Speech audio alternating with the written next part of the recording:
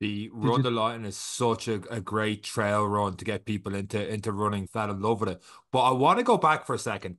Because I want to go back to you in Rome, what in that hot bath, you're soaking wet, and you're like, never again.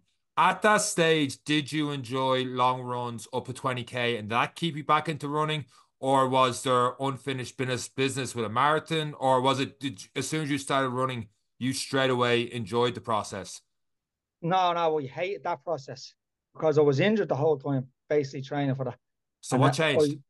I had Dublin booked already, training Okay. for it. So like training Ah, for that, I was thinking like I already had in my head I'm going to do Dublin. Do you know what I mean? So I think as soon as Rome was out of the way, I kind of had like 2 or 3 weeks where I just let myself settle.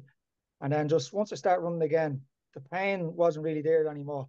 And straight away, I was enjoying it. Like it was just the runs were just every run was probably 10K or whatever, and it was so much easier. Like it wasn't torture. Well, it probably wasn't all like 10K and all. Even if back then a 5K would have been like a 10K to me, but I was enjoying every run. You know what I mean? So it was kind of what there was no pain or anything like that then.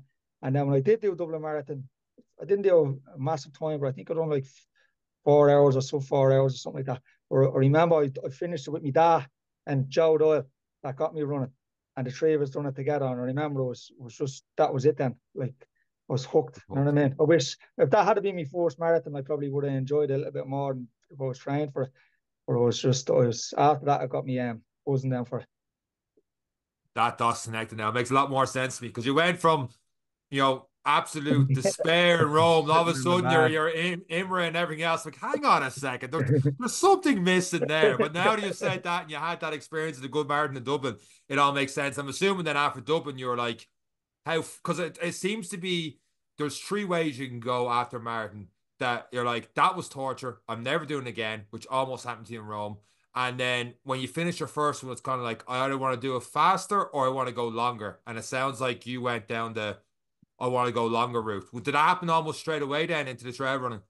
Yeah, I think so because the minute I finished, like, you know, the way I used to drive around listening to Audible books and stuff like that, and everything was about like Scott Jurek and stuff like that, and about all those kind of ultra running stuff, and that was just kind of like in my head then. Do you know what I mean? Like I was watching before I was doing any proper runs like that. I'm watching stuff on YouTube like about training and everything else constantly. And I wasn't even doing any of the training. Like I'm watching stuff. I'm going to do that. And then I'm going to. Yeah. I'm That's going to. exactly what I do. I Yeah. am the fittest man on the couch. I swear to I God. I still do it. I still do it. I'd be out on the run and I'm saying to myself, next week I'm going to start my training off, going to do this, going to do that. I'd be writing it down sometimes, me training week or me plan for the week. And I train for the week, but I never do what I plan to do. All kind of goes out the window a little bit. Structure, obviously, when you're looking at the likes of an ultra marathon and you're looking at that, obviously you did a good time. You finished with your dad, who will never be named, and and He's the other Sean as guy. well. He's Sean Boland.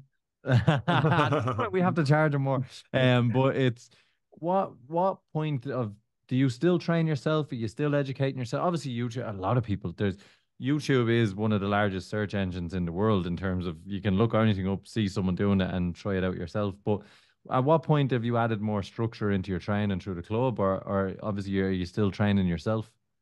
No,